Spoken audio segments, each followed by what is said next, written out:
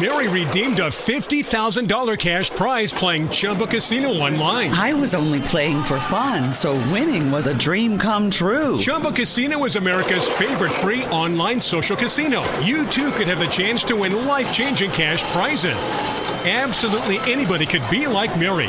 Be like Mary. Log on to ChumbaCasino.com and play for free now. No purchase necessary. Void where prohibited by law. 18 plus terms and conditions apply. See website for details. The voice in the preceding commercial was not the actual voice of the winner.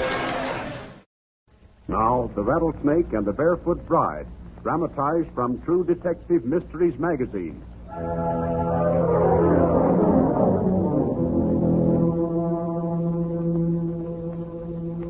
Our story begins on the night of August 5th, 1935, outside of Los Angeles, California, in the peaceful little community of La Cañada.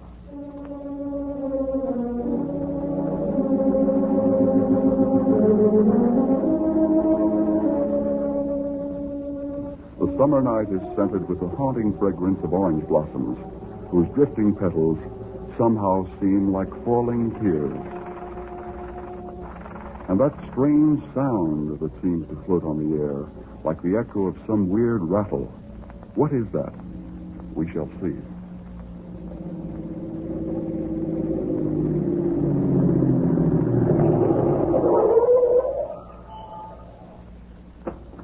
Well, here we are. The honeymoon cottage. Looks like a swell little bungalow, Bob. Not bad for a barber, huh, Harry? What do you say, Mildred? Just marvelous, Bob. But it's all dark. Not a light showing. Say, Bob, maybe Mary's asleep. Just too bad if she is. We'll wake her up. Oh, Bob, don't do that. Don't you think Harry and I could come and visit some other time? Nothing doing. Mildred, I asked you and Harry to come over tonight because, well, Mary hasn't been feeling well lately, and I thought you could cheer her up. We'll try. I'm so sorry. Yes, Mary looked grand when I last saw her. Always does. She's so beautiful with that lovely blonde hair and perfect white skin. Yeah, having a 27th birthday party soon. You'll have to come out. Here, up the driveway. Come on.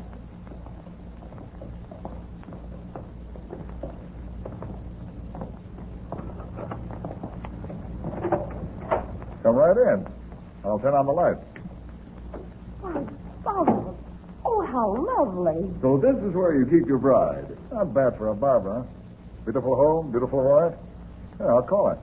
Mary. Oh, Mary. We got company. Yeah, that's funny. Mary, are you down here?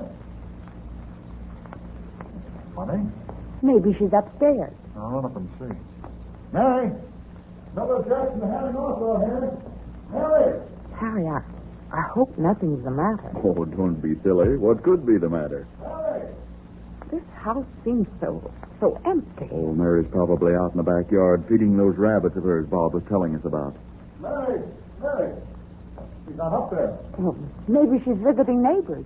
Neighbors? Not a chance. She doesn't know any of them. Hey, where are those flashlights? Flashlights?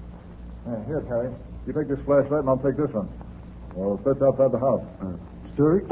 Bob, do you really think... Please, let's hurry. Mary hasn't been well lately. I'm afraid she may have had a dizzy spell and fallen down somewhere. I'm glad now we decided to stay. Yeah. Harry, you take that flashlight and look out in the front yard. I'll look around outside. Well, all right. Come on, Mildred. Outside, quick. Here. Now, I'll hold the flashlight. You see anything? No. Oh, only those orange blossoms. Anything but those flower beds? No. Oh, Harry! Is anything out of the front yard? No, Bob. Nothing here. I'm looking around the rabbit pen. Oh, Harry! Yes. Take a look in the side yard, will you? All right. Come on, Mildred. It sure is dark out here. Certainly needed this flashlight. What's this? Why, it's a little fish pond with a fountain.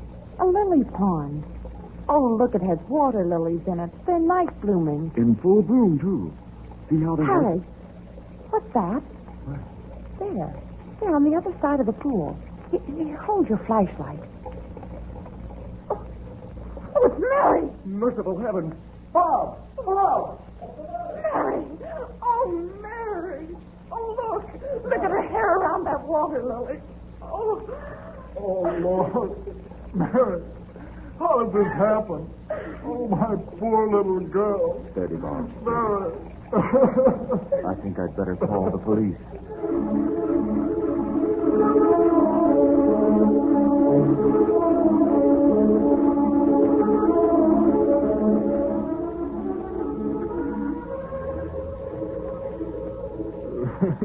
What do you think happened, James? I don't know, Sheriff. He's not himself yet, Sheriff. Maybe I can help you. Do you know what happened? Well, not exactly, Sheriff, but Bob here told us that Mary, his wife, was subject to dizzy spells. Well, I figure she fainted and fell into the pond. And Yes, I see. We're going out again to look things over. You two stay here with James. Yes, sir. Come on, Jonesy. Right.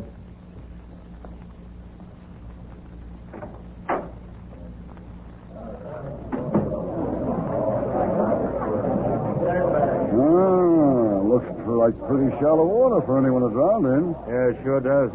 About 8 inches deep, I figure. Too bad. Hey, what's this? Turn that flashlight down on her leg.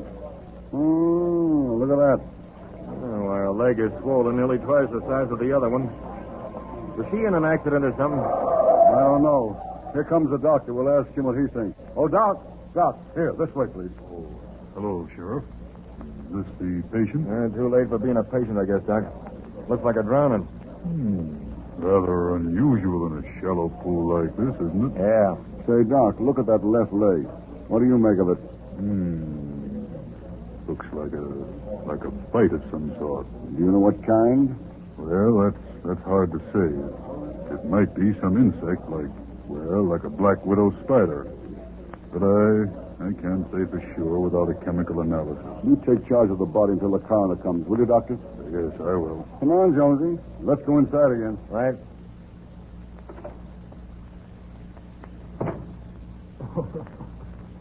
Feel any better, James? Still too upset, eh? Maybe you can help us, North. What do you want to know? Has Mrs. James been in an accident recently? Well, I really don't know. I didn't hear about any accident. Say, what's this? Mind if I read this letter? Look at this, Jonesy. Here's your answer. Yes. Just a line to let you know I'm pretty sick. My leg is all swollen. Something bit me while watering in the garden. And having lots of bad luck. This is old Blue Monday, but my daddy will be home early tonight, and he takes good care of me. Mary. Bitten by something in the garden, eh? So that's it. Yep. Well, you don't need us here now, do you, men? Suppose I take James home with me tonight. He's pretty well shot, and I think a good night's sleep somewhere else would do him good. That'll be okay, I guess. Well, come on, Bob and Mildred. We're going now. You sit in the back of the car, Bob, and you'll be more comfortable there.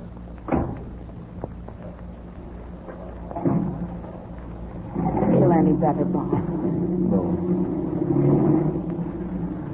You know something, Harry? What? Too bad Mary had to die that way. What do you mean? Oh, it's going to look bad for me. For you? What are you driving at? My third wife drowned in a bathtub in Colorado about 3 years ago. What in the world has that got to do with it? Well, the cops will ask a lot of questions. And that's what's worrying you now? You sure are a queer duck. You afraid of being questioned. And your wife stone dead. Gee. You don't understand, Harry. Well, I guess I don't.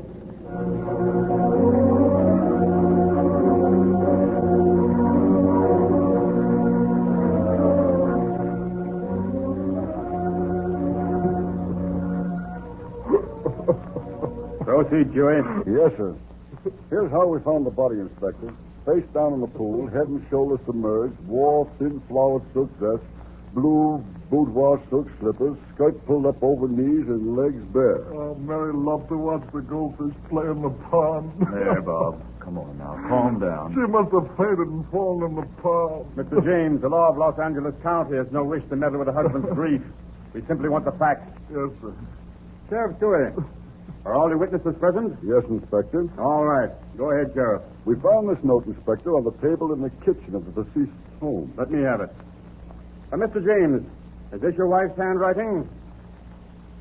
Yes, This letter's addressed to Mrs. R.H. Stewart, Las Vegas, Nevada. Do you know her? Yes, sir. Mrs. Stewart is her sister. Something bit her while watering in the garden.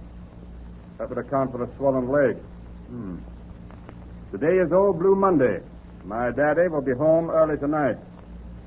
Mr. James, you were at the barber shop all day yesterday? Yes, sir. How long have you been married to the deceased? 3 months. And say, Inspector, I've been married 5 times altogether. Quite a record for a man only 39, huh? Mr. James, we're not interested at this time in how many wives you've had. We're investigating the circumstances of this death. Sure, I thought I'd tell you about the other marriages so you wouldn't think I was holding out on you. I see. I'll say this. Mary was the best of the lot. She was a fine girl. Mr. James, did your wife carry any insurance? Yes. In a way, I'm sorry she did. That kind of puts me on the spot. You see, I'm the beneficiary. We're not accusing you of anything. How much insurance did your wife carry? She had 2 $5,000 policies that carried double indemnity clauses in case of accidental death. Insurance, all right. Oh, Dr. Long. Yes, Inspector. Dr. Long, are you the James family physician? I was called in to treat Mrs. James about 7 weeks ago. Go on, Doctor. Mrs. James was an expectant mother. Was Mrs. James subject to fainting spells? She was quite nervous. I prescribed a mild sedative. Would you say that in view of the state of her health, she might have fainted and fallen into the pool? Well, yes, it could have happened. Poor woman. Mother. Don't cry, Bob. Please don't cry.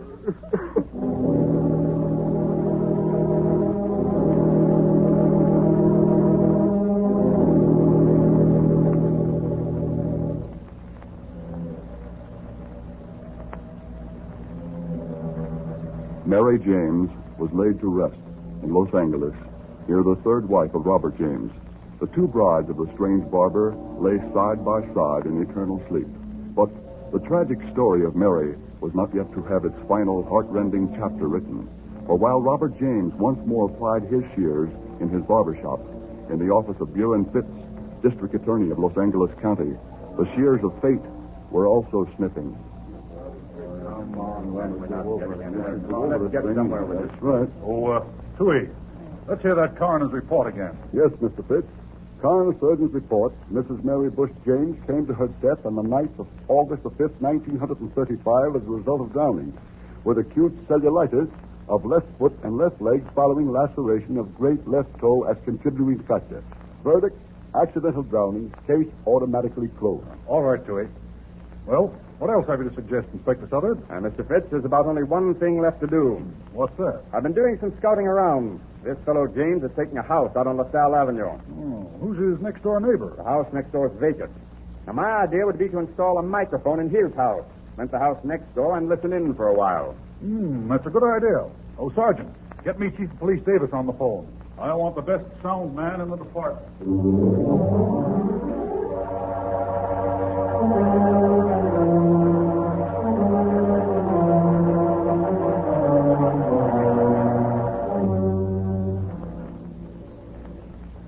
All set, Tui? Microphone working now? Yes, sir. One in the bedroom and one in the living room. Okay, here comes a voice test they don't expect. Turn it on. From Davis shop, customers give me a pain. Ever since your wife died, you've been complaining very much. If you don't like what I say, you know what you can do. I only wish I could. Hey, what's the idea? How's the Sunday church go on? Please be quiet, Bob. I'm not your servant. If you want your church, why don't you take care of yourself? Shut up. Don't ever yell at me that way.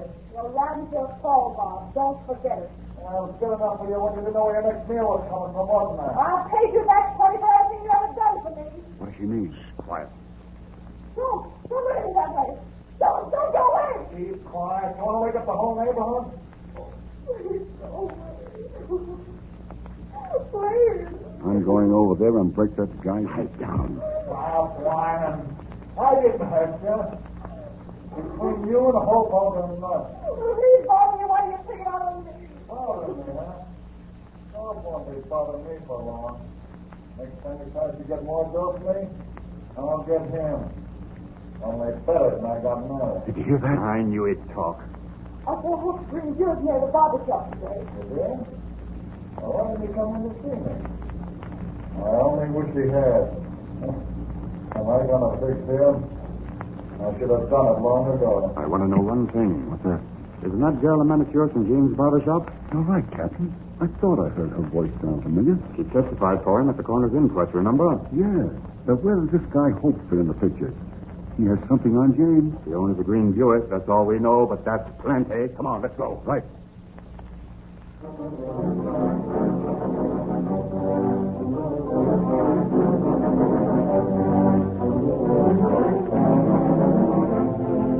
A manhunt without parallel in the police history of Los Angeles was on. Armed with a complete list of all cars registered in the name of Hope, the law, grim and quiet, checked them one by one. On the morning of May 2nd, Inspector Sutherland Toohey, acting on a tip, drove up to a lunchroom in Hermosa Beach, where Charlie Hope was employed, and placed him under arrest for the murder of Mary James. While he was being drilled at headquarters, the two officers resumed their vigil at the recording instruments in the house next door to the one occupied by Bob James. James is later than usual tonight. I wonder if he knows that Hope was picked up today. No, the DA's office has him under cover. But Hope didn't crack yet, Captain. Don't worry, Toohey. With Williams grilling him, it won't be long now. We take James tonight, eh? You heard the chief's orders. We've got to get him red-handed. Listen. Here they come now. Glad tomorrow's Sunday. I'm tired. Me too. What's your hurry? You like me anymore? How could I? Yeah, why shouldn't you? Come on. No. Please, please. Well, what's the matter with you anyway? No. No. Come back or I'll... Hey, Toohey. She's run away from him. She should have done that a long time ago. Open that door, I'll break it down. You hear me? Open that door. Now, don't ever pull that again. Please, please, I'm out of my bed. I'll buy you another one. Turn off that speaker. Let's pull our raid. Okay. Are you sure you have the pass key? Yeah, here it is. Let's go over.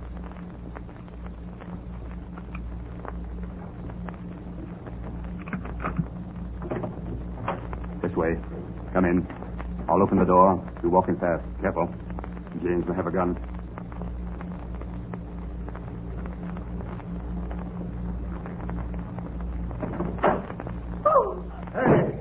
Hey, what's the idea? James, you're from headquarters. You're under arrest. What for? You'll find out. You can't get me out of here. I ain't done nothing. We can, Harry. Well, how about this? Come to it.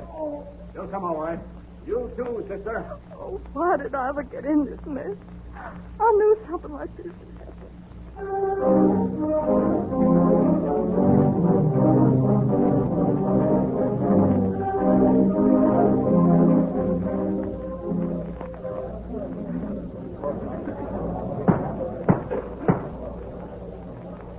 Proceed, Mr. Williams. Charles H. Hope. Take the witness chair again, please. Charles Hope, I hand you the signed paper. Can you identify it? Yes, sir, I can. Tell the court what it is. My confession. You admit you wrote it? Yes, sir, I do. And you signed it? I did. Of your own free will? Yes, sir. You weren't forced to sign it. No, sir. Will you please read it to the jury? I, Charles H. Hope, for the purpose of... Oh, just a minute. You may start with the next paragraph, please. Yes, sir. About a year ago, I was broke.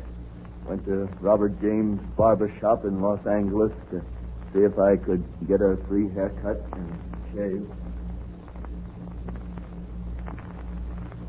Oh, now listen, Bob. Give me a free ride in the barber chair. Maybe I can help you someday. Nobody helps Bob James. Say, maybe you're the man I'm looking for. Like to make $100? Boy, I'd jump at that chance. Uh-huh.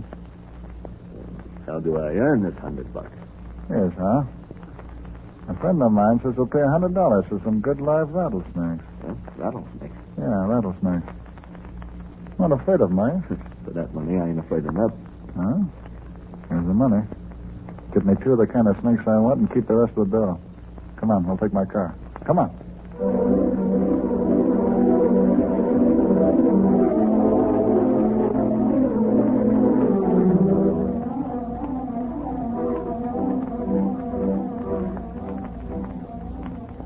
You Snake Joe? Yeah, Snake Joe, that's me. Got any good diamondback rattlesnakes? What, I got the meanest diamondback around here. Now, look here, mister. But they got a lot of venom in them. Venom? See, that's what Snake Joe's known for. They're what you call hot snakes, full of venom. You hear them rattling down there in the pit? Yeah, I hear them. How about them 2 big rattlesnakes over there in the corner of the pit? How much would they be? I'll sell them rattlers to you for 70 cents a pound. Oh, you sell them by the pound, eh? Sure, that's the only way to sell rattlesnakes. Okay. I'll take them 2 big ones. Yeah? Well, there's my stick in the noose here. Oh, here they are. Come on, Lightning. Come on there, Falcon. I tell you, both of them 2 Diamondbacks is the meanest killers in the state of California. Man, they're wicked. Yeah, I brought this box with a glass top. Put them in here. Say, Falcon's meaner than lightning. Yeah, they're plenty hot. Now, let's see. Take off the weight of the box. That's 10.5 pounds of rattlesnake. That's $7.35. Change out of 10. Right here you are. I'll come again sometime. Okay. I got the snakes, Bum. Fine. You sit back there with them. Are they hot ones? And how? Diamondbacks and plenty hot.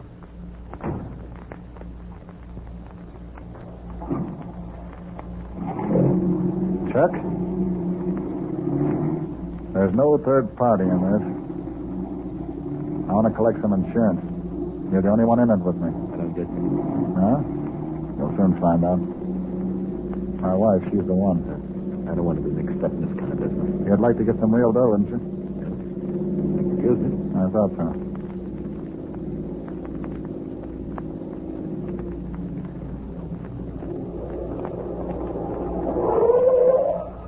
Well, here we are.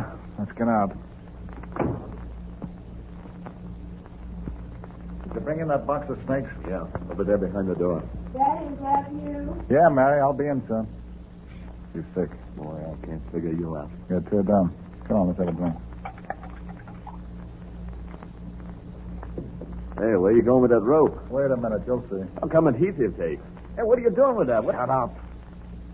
It's going to be done right. You'll see. Bob? Bob? Oh, I'm so glad you're home. I don't feel well, dear. Please call the doctor. You won't need a doctor when I'm through with you. Bob, what do you mean? Please, Bob, don't you understand? I don't feel very well. Yeah. I'm so sorry, Mary. Come here. Come on. What do you want, Bob? Now, here. Take this pen and write what I tell you. Well, what do you want me to write? Bob, dear, what's come over you? You look so strange. Never mind. Just write. Like this. Dear Sis, just a line to let you know I'm pretty sick. Pretty sick? Yeah. My leg is all swollen. But, Bob, what do you mean? My leg isn't swollen. I said right. My leg is all swollen. Something bit me while watering in the garden. I'm having lots of bad luck.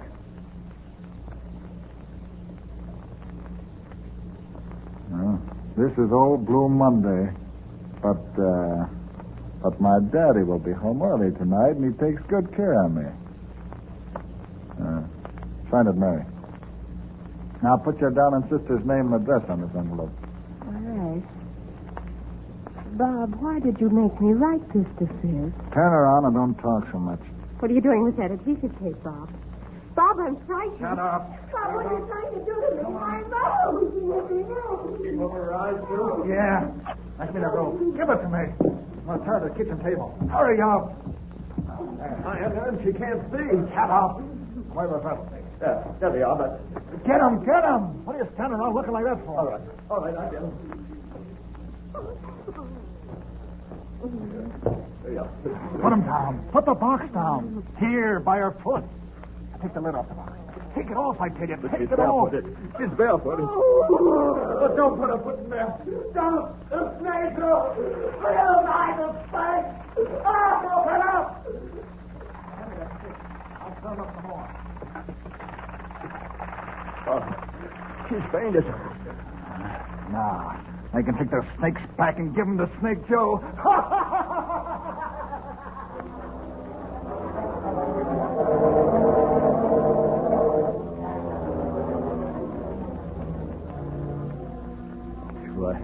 I couldn't stand it in there. Is she dead yet?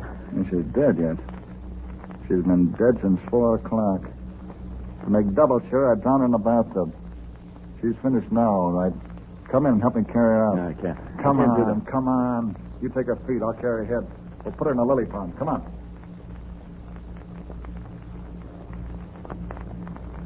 And then, after that, he cleaned up the bathroom, and he drove me home.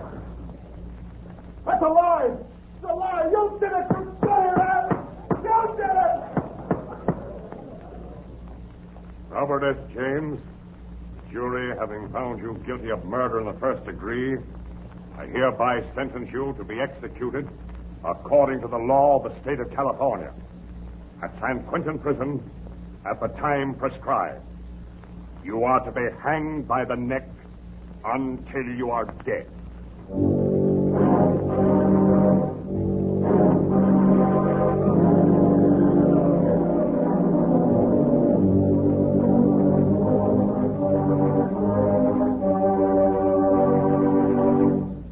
The story you have just heard is The Rattlesnake and the Barefoot Bride, dramatized from True Detective Mysteries magazine and electrically transcribed for your pleasure by Transamerican.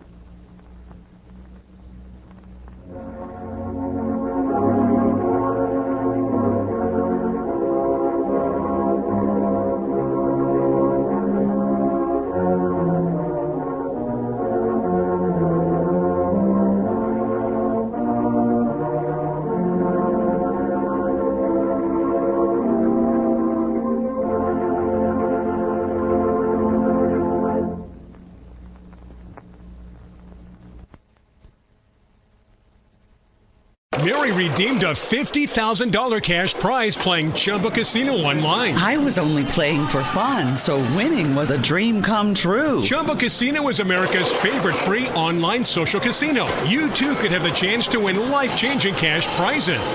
Absolutely anybody could be like Mary. Be like Mary. Log on to ChumbaCasino.com and play for free now. No purchase necessary. Void where prohibited by law. 18 plus terms and conditions apply. See website for details. The voice of the preceding commercial was not the actual voice of the winner.